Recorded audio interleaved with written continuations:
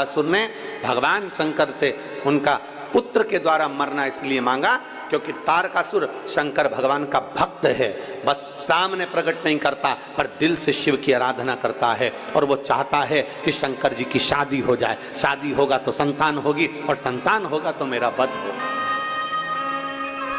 वो हित चाहते हैं। कभी कभी हो जाता है शिव तत्व को प्राप्त करने का एक भाव प्रकट हो जाता है, शिव तत्व का।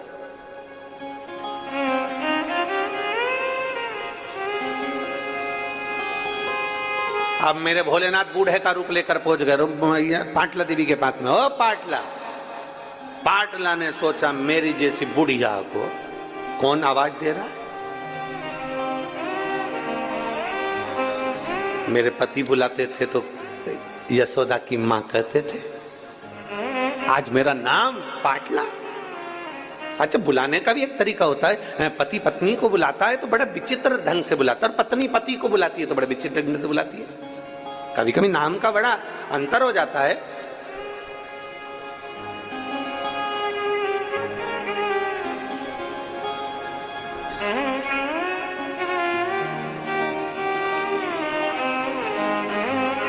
बड़ा नाम का अंतर है। अब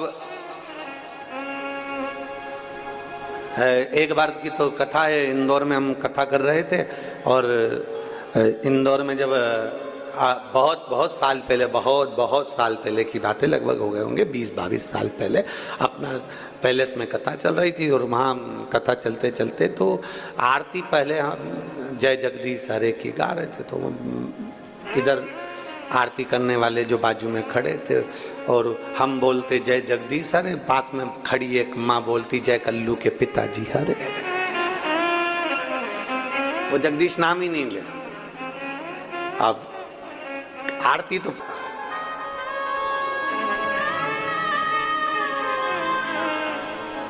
अब दुनिया के लोग उसको आहित समझे। आपसे पूछें, बच्चा बहुत छोटा सा रहता है, बहुत छोटा सा, जन्म लिए बच्चे को 2 दिन में, 5 दिन में, 7 दिन में, 3 महीने में, 1.5 महीने में, 1 महीने में, 15 दिन में, 20 दिन में उसको इंजेक्शन लगता है, उसको टीका लगता है। आप सब माँ बैठी हो, आप सब मेरी जीजियां बैठी हैं, सब माताएं बैठी हुई हैं और सारी आस्था चैनल पर मेरी जितनी जीजियां कथा श्रवण कर रही हैं, जितनी मेरी माताएं कथा श्रवण कर रही हैं, वो जानती हैं गोदी में छोटा सा बच्चा है, अभी जन्मा, दुबला पतला छोटा सा, हड्डी शरीर में उसके, छोटा सा, बहुत छोटा। अब जन्म लिया बच्चे में कितना प्राण होगा। पर आपसे पूछे मेरी जीजियों से कि आपको मालूम है कितना कष्ट से हुआ है, कितने साल के बाद हुआ है, कितनी मुश्किल से हुआ है। इतना छोटा सा तो बालक है, छोटा सा बच्चा है, छोटी सी बेटी, छोटा सा बेटा है, छोटा सा बाबू है। इसको अब डॉक्टर ने कहा है इसको इंजेक्शन लगेगा, टीका लगेगा, फिर भी माँ अपने हृदय पर पत्थर रखती है और अपने बच्चे को लेकर हॉस्पिटल में टीका लगवाने जाती है। गई कि नहीं गई? बोलो बोलो, जम के बोलो। गई। क्यों गई? काय के लिए गई? जब उसका इतना चाहने वाला पुत्र, और उसको मालूम है रोएगा ये कम से कम अभी 4 दिन 5 दिन रात को भी नहीं सोएगा, रोता रहेगा। उसको मालूम है बुखार भी आएगा, उसको मालूम है इसको बुखार जरूर आएगा। माँ को मालूम है इसकी तबीयत खराब होगी, पड़ा रहेगा सुस्त होकर, रोता रहेगा, दूध भी नहीं पिएगा, माँ को सब मालूम। पर माँ फिर भी उसको इंजेक्शन लगवा रही है, उसको टीका लगवा रही है, क्योंकि उसको मालूम है कि आज अगर मैंने लाड़ प्यार में इसको टीका नहीं लगवाया तो इस बच्चे की पूरी जिंदगी खराब हो जाएगी। इसको कहीं मालूम पड़े कि कोई शरीर का रोग ना हो जाए, कहीं शरीर का रोग, इसका कोई हाथ पैर शरीर कोई ऐसा बेकार ना हो जाए, तो माँ उसको अपने हृदय पर पत्थर रखकर उसको टीका लगवाती, माँ उसको इंजेक्शन लगवाती। उसको मालूम है कि ये इसको कहीं ना कहीं इसको तकलीफ होगी, उसको मालूम है कि कहीं ना कहीं इसको कष्ट होगा, उसको मालूम है कहीं ना कहीं ये रोएगा, बुखार भी आएगा, शरीर में कष्ट भी होगा, फिर भी माँ उसको लेकर जाती है टीका लगवाती है। क्यों? क्योंकि आज अगर इसको टीका नहीं लगा, इंजेक्शन नहीं लगा, तो इसका कल बिगड़ जाएगा। उसी तरह संसार का हर व्यक्ति एक विचार, एक चित्त अपने मन में लेकर आए कि हमें 1 मिनट के लिए, 2 मिनट के लिए शिवालय जाना है, 1 लोटा जल चढ़ाना है। क्यों? क्योंकि अगर मैं आज नहीं गया तो मेरा कल बिगड़ जाएगा, इसलिए आज अगर मैंने जल चढ़ा लिया तो मेरा कल भी सुधर जाएगा। ये निश्चित है, कल सुधरेगा मेरा। एक माँ ने पत्र लिखा है,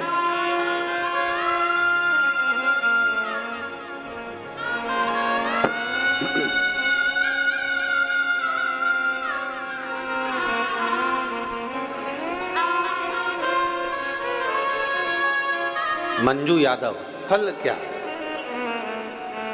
इसने लिखा है दीदी ने, जब 2 बेटियां हो गई और बेटियां होने के भी 10, 11, 12 वर्ष निकल गए, 15 वर्ष निकल गए, 16 वर्ष निकल गए, 18 साल निकल गए, तब तो आस ही छोड़ दी थी कि अब कोई संतान नहीं होगी और पुत्र तो होना है। आस छोड़ दी।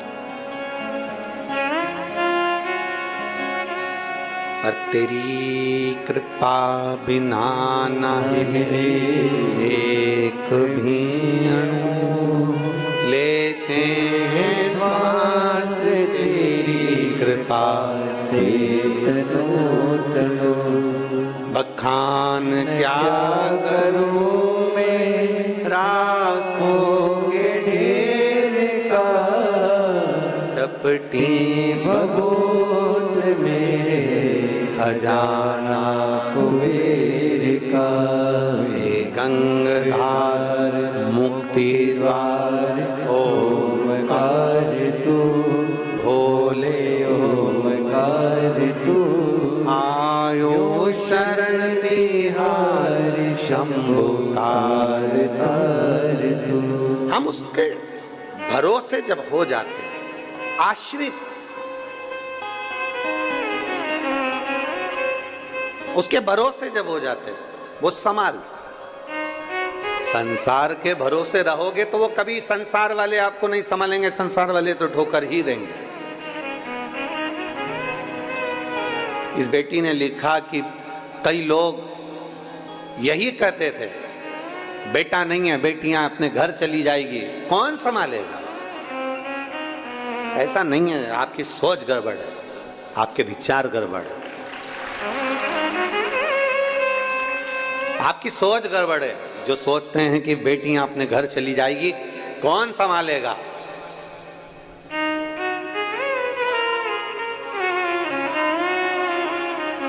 जिसका कोई नहीं उसका तो शिव है यारो।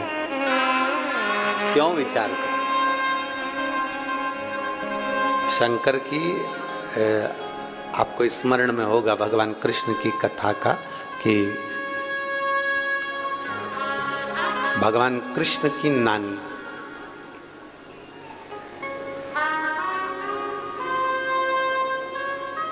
भगवान कृष्ण की नानी यशोदा जी की मां, जिनका नाम था पाटला देवी। क्या नाम था? पाटला देवी। यशोदा जी की जितनी बहन थी सबके घर में औलाद थी, बस यशोदा जी की यहाँ नहीं थी। यशोदा जी की जितनी बहन थी सबके घर संतान थी, पर यशोदा जी की यहाँ नहीं। अवस्था भी हो गई थी यशोदा जी की बहुत, पर पाटला देवी के मन में बहुत खलबली मचती थी, मेरी एक बेटी और उसके घर औलाद।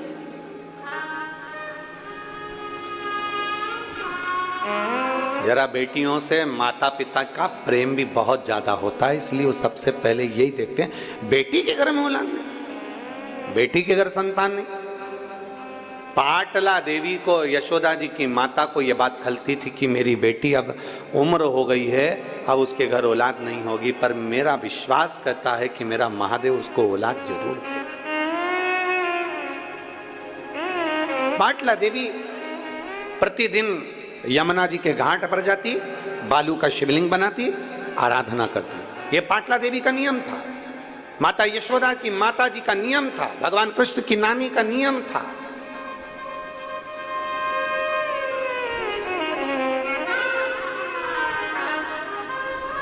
यमुना जी के घाट पर जाती और बनाती शिवलिंग, पार्थिव शिवलिंग का पूजन करती, आराधना करती, चाकरी करती। एक दिन पाटला ने पार्थिव शिवलिंग को बना तो लिया पर विसर्जन ही नहीं करा। ले, शंकर जी को विसर्जन नहीं करा। और पार्थिव का नियम है, प्रदोष के दिन संध्या काल में रात्रि को हो सकता है, शिवरात्रि के दिन रात्रि को हो सकता है, पर बाकी के दिनों में चाहे सोमवार हो, मंगलवार हो, बुधवार हो, गुरुवार हो, शुक्रवार हो, शनिवार हो, बाकी के दिन अगर आप पार्थिव बना रहे हो तो रात्रि होने से पहले उसका विसर्जन होना जरूरी है।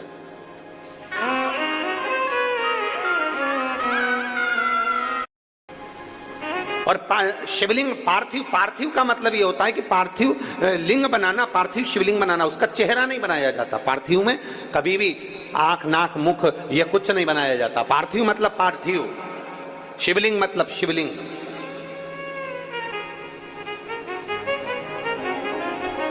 आजकल थोड़ा फैशन ज्यादा हो गया है तो लोग पार्थिव का भी चेहरा बना देते हैं ना। पार्थिव मतलब पार्थिव, शिवलिंग मतलब शिवलिंग।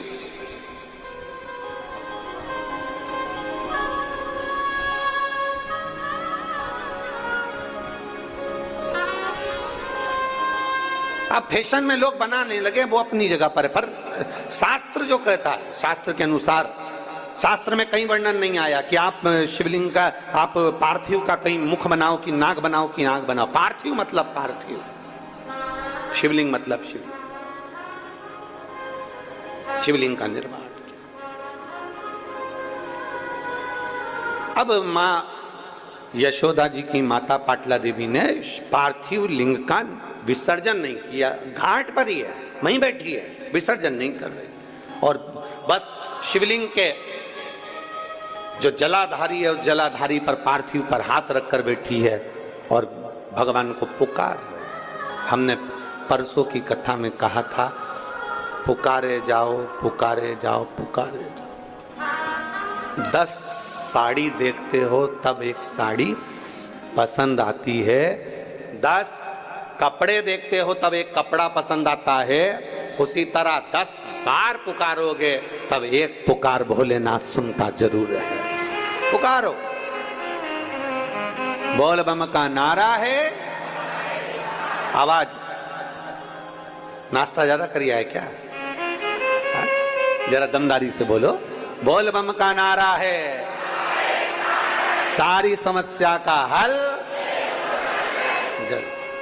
अब यहां शिव तत्व कह रहा है 10 बार पुकारोगे तब एक पुकार मेरा शिव सुनेगा। 10 बार पुकारा, सुनेगा। हाथ रखकर बैठ गई।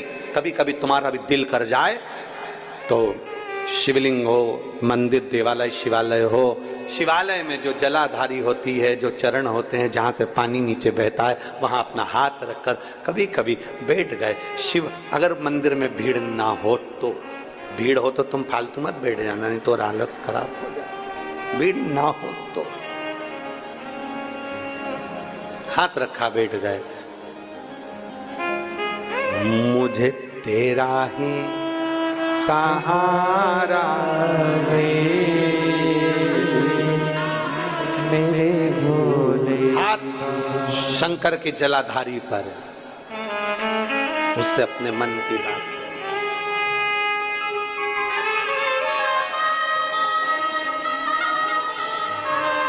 मैंने तुम्हें ही पुकारा है मेरे भोले। हाथ जलाधारी पर पुकार। पाटला देवी ने हाथ रखा जलाधारी पर, विसर्जन नहीं कर रही, आज उठी नहीं है, उठी नहीं। शंकर भगवान ने विचार करा, मुझे लगता है आज जिद पे अड़ गई, आज मुझे लगता है जिद। कभी कभी बच्चा मचल जाता है ना, तो माँ और बाप उस बच्चे की बात को फिर थोड़ा ना थोड़ा स्वीकार करते ही। मचल गया, कभी कभी रोज रोज मचलेगा तो फिर झाड़ू से झुड़ भी दिया जाएगा। कभी कभी जरा शब्दों पर जाना चाहिए, शब्दों का स्मरण करना चाहिए। कभी कभी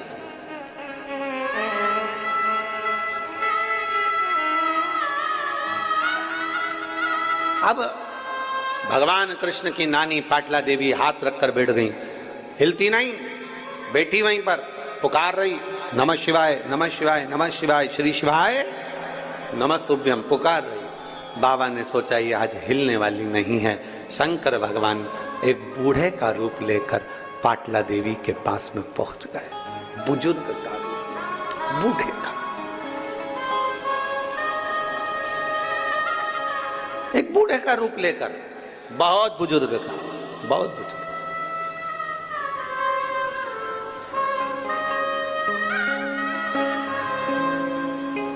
कल जब हम शिव भक्तों से मिल रहे थे तो उसमें एक माता मिलने के लिए आई थी जिनकी उम्र 106 साल थी। खंडेलवाल जी आप भी देखे होंगे, वो साइड में बैठी थी, स्मरण में होगा। काय शुक्ला जी आप मिले थे, 106 वर्ष की थी, 106 वर्ष।